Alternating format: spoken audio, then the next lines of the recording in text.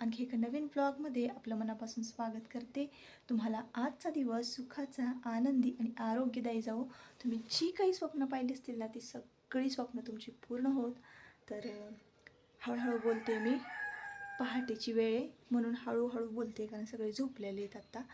तर आता ब्लॉगला सुरुवात केलेली आहे. नेहमीच तुम्हाला ना माझं मॉर्निंगचं रुटीन बघायला खूप आवडतं.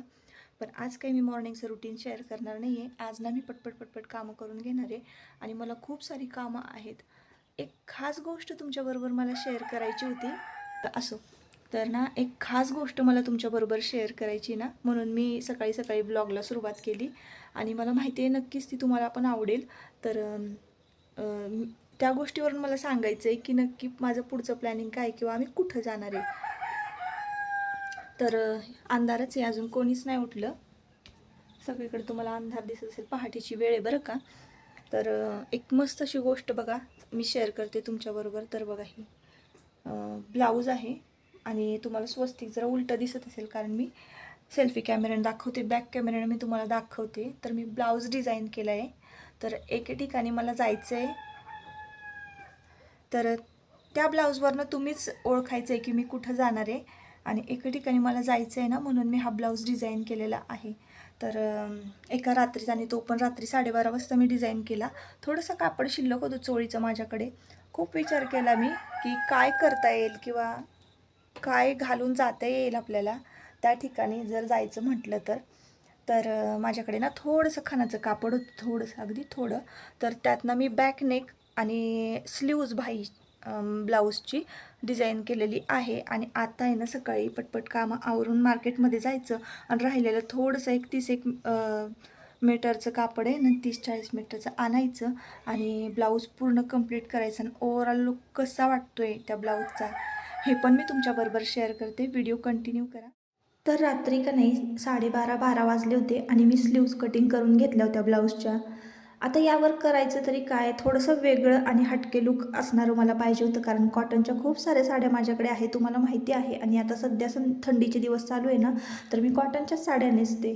तर माझ्याकडे ना असा एक चोळीचा तुकडा, म्हणजे खणाचा तुकडा पडला होता. तर चला म्हटलं आता त्याचा आपण ब्लाऊज शिवूया. तर हे स्लीव्ज मी कट करून घेतले आणि स्लीव्जवर काय करता येईल याचा खूप सारा विचार केला. आणि इथं छान अशी तुळस डिझाईन केलेली आहे. तर तुमचा विश्वास बसणार नाही, मी हाताने डिझाईन केलेली आहे. हाताने हे फॅब्रिक कलर माझ्याकडे ना होते, तोरणाच्यासाठी आणले होते मी, तोरण डिझाईन करण्यासाठी. त्यातले काही कलर राहिले होते ना, तर त्या कलरने मी ही तुळस डिझाईन केलेली आहे. तर हे कलर इतके पक्के असतात ना, तुम्ही ब्लाऊज कसाही धुतला ना, अगदी चोळून आपटून, तरीसुद्धा हे फॅब्रिक कलर निघणार नाहीत. आणि तुम्ही तुळस पाहिली असाल, तुमचा विश्वास बसणार नाही, तुम्हाला असं वाटेल की हे मशीन वर्क वगैरे आहे की काय. अजिबात नाही, मी हे हाताने पेंट केलेलं आहे. ज्याप्रमाणे आपण मेहंदी काढतो हातावर ना, त्याच पद्धतीनं मी ती तुळस काढलेली आहे. आणि इतकी सुंदर दिसत होती ना, तुमचा विश्वासच बसणार नाही. तर इथे बघा, अगदी तुळशीला दिवा वगैरे, तुळशीची पानं, तुळशीवर स्वस्तिक, इतकं रेखीव होतं ना, खरंच खूप छान. आणि त्याच्यानंतर मग मी हे बॅग तयार केला. आणि थोडीशी डोक्यात माझ्या कल्पना होती की आपण काय मागतो देवाकडं गेलो तर मग काय लिहावं बरं ब्लाऊजवर, किंवा काय डिझाईन तरी करावी. तर मी हे केलेलं आहे. तर म्हणजे हे वाक्य मला सुचलं त्यावेळेला, हा अभंग मला सुचला, तर मग मी हेच वाक्य लिहिलेलं आहे त्याच्यावर. आणि मग मध्ये विठुरायाचा गंध जो असतो, नाम आहे, तो काढलेला आहे.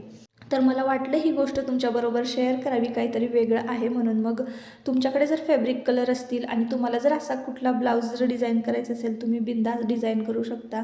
तर हा अभंग मला वाटला. आणि आपण देवाकडे गेलं की काय मागतो, एवढंच मागतो की नाही, की देवा तुझं दर्शन होऊ द्या आम्हाला. म्हणून मग मी दर्शन दे रे भगवंता असं लिहिलेलं आहे. आणि दोन्ही हातांवर तुळस काढलेली आहे. तर असं काहीसा मी ब्लाऊज आजचा डिझाईन केला होता. त्याच्यानंतर ना, ही व्हिडिओ क्लिप जी मी तुमच्याबरोबर पुढे शेअर करणार आहे, ही आत्ता मेहंदीची.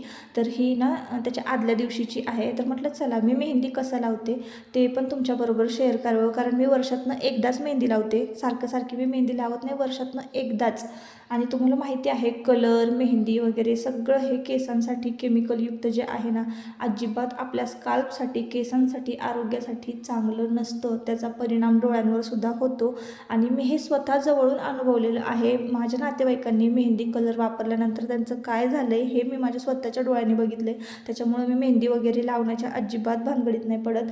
भले मी कशीही दिसू देन, 4 पांढरे केस आपल्या डोक्यावर जरी असली ना तरी काहीच हरकत नाही. कारण आजकाल आपण जे भेसळयुक्त अन्न खातोय ना त्याचाच तो परिणाम आहे. त्याच्यानंतर योग्य लाईफस्टाईल, योग्य आहार, जेवणाचं टाईम टेबल जर नसेल ना तर आपल्या शरीरामध्ये म्हणा किंवा असे काही कमी जास्त बदल होतच असतात. स्किन ही कधीच व्यवस्थित राहत नाही, केस हे कधीच व्यवस्थित राहत नाही आणि शेवटपर्यंत काहीच असं शेवट कुणाच्याच पुरत नसतं. त्याच्यामुळं आपण सौंदर्याला जास्त महत्त्व नाही द्यायचं. जे देवाने दिलं आहे ना त्यातच खुश राहायचं. पण हेअर पॅक लावणं किंवा आपल्या आरोग्याची काळजी घेणं पण तितकं महत्त्वाचं. म्हणून मग मी हा हेअर पॅक तुमच्याबरोबर शेअर करते. याच्यामध्ये तुम्हाला असं वाटत असेल मेहंदी, तुम्हाला सांगते फक्त 2 ते 3च चमचे मेहंदी होती याच्यामध्ये. त्याच्यानंतर याच्यामध्ये होती जास्वंदाच्या फुलांची पावडर, आवळा पावडर, त्याच्यानंतर बीट जे आहे, बीटाचं पाणी आहे ना ते मी काढून घेतलं आणि त्या पाण्यामध्ये मी हे भिजवलेलं आहे. त्याच्यानंतर मेहंदी लावल्यानंतर केस खूप ड्राय होतात बघा.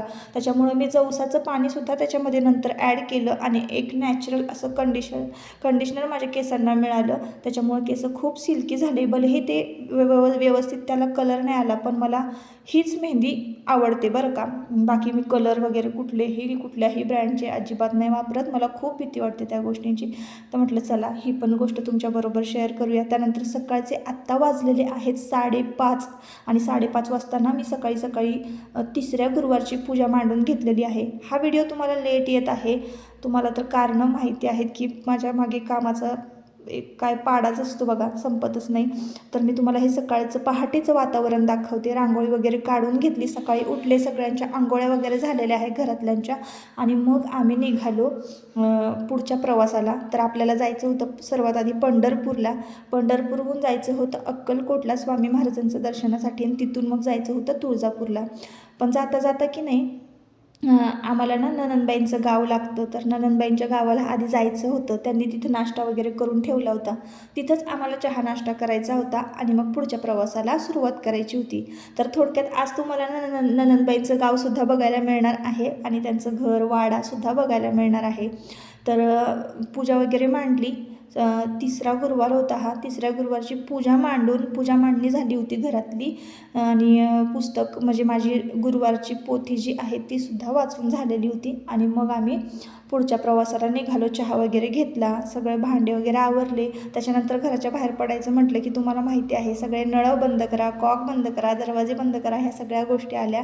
आणि कधीही प्रवास ना मला खूप म्हणजे पहाटेचा सकाळचाच आवडतो. छान असा रस्त्याला ना सूर्योदय होत होता आणि त्यामध्ये मग आम्ही त्या वातावरणामध्ये आम्ही प्रवास करत होतो ना तर ते एक मला भारी वाटत होतं. आणि आता थोडक्यातच बघा इथं आपण जवळ पोचलो आहे ना तर त्यांच्या घरी पोहोचणारच आहोत. तर आत्ता आपण पोहोचलो आहे नणंदबाईंच्या घरी आणि हे आहे त्यांच्या घराच्या आजूबाजूचा परिसर.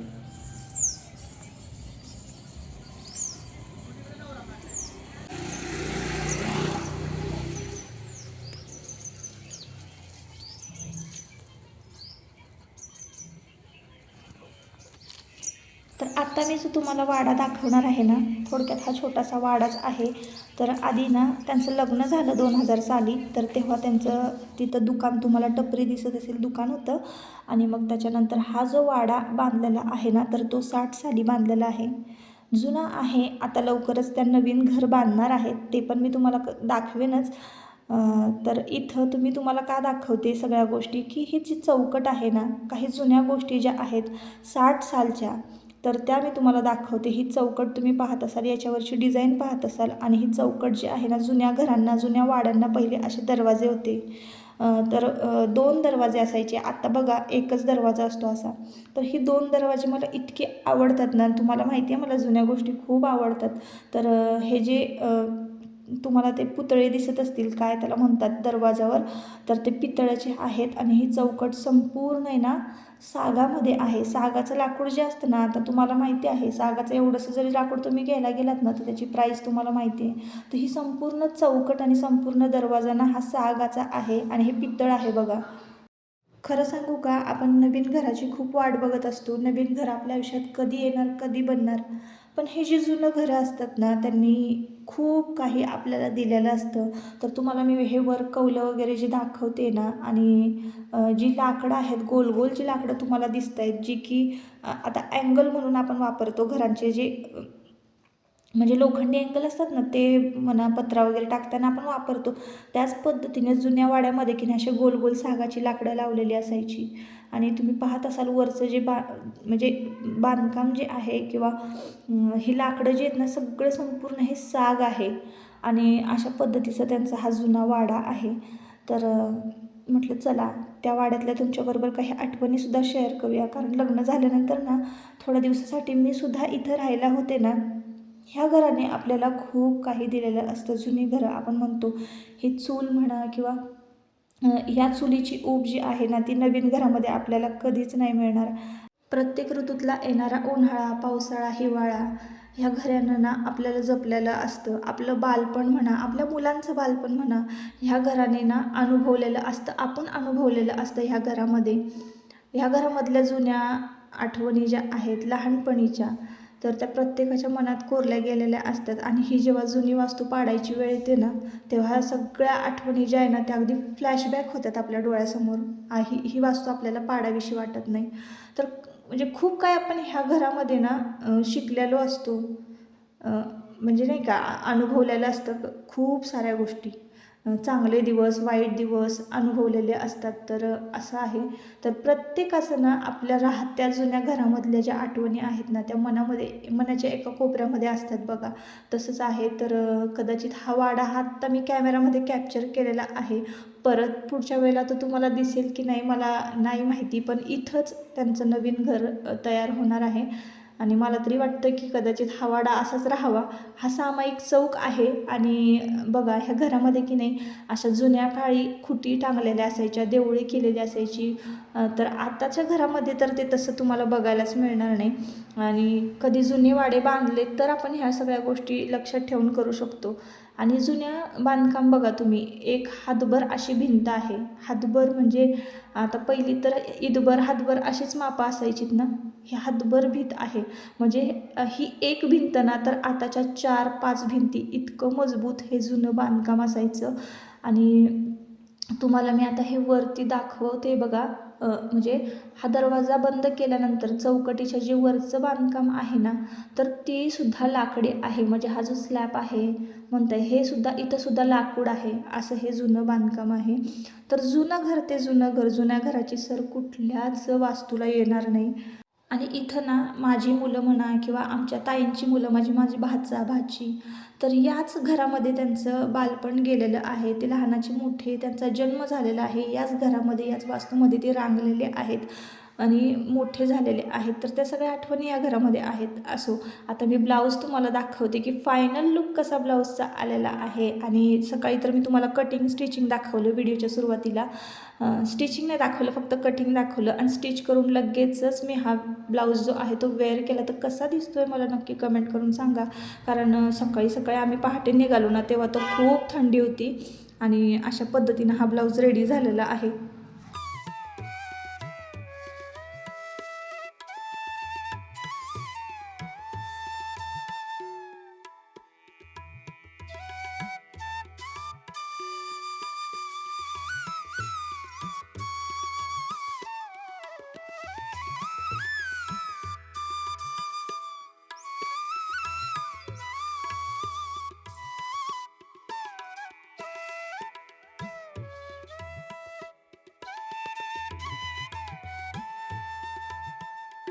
तर ह्या आहेत आमच्या नणंदबाईंच्या मोठ्या जाऊबाई. आणि त्यांनी की नाही अशी निशिगंधाची रोपं लावली होती. त्याला खूप सारी फुलं आली होती सकाळी सकाळी. आणि ते फुलं बघूनच मन इतकं प्रसन्न झालं ना. तर इतकी छान छान ती फुलं दिसत होती ना, अशी ताजी अगदी फ्रेश फुलं जर सकाळी सकाळी देवाला व्हायला मिळाली ना, मग तर काय, मन अगदी प्रसन्न होऊन जाईल.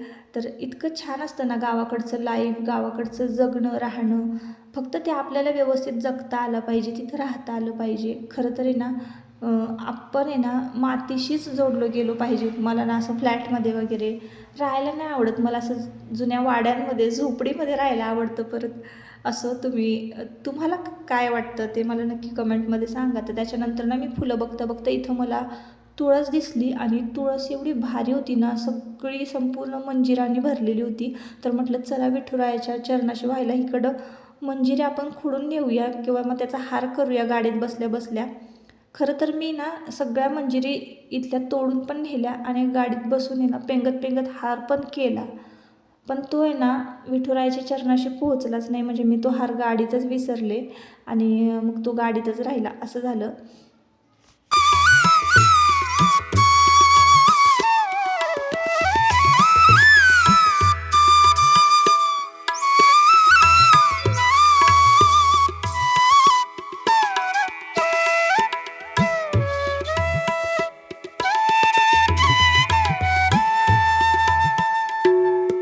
चला तर मग असा होता आजचा व्लॉग. भेटूयात आता पंढरपुरातच. नेक्स्ट व्लॉग लवकरच येईल. तोपर्यंत स्वतःची काळजी घ्या, मजेत राहा आणि आनंदी राहा. चला बाय बाय.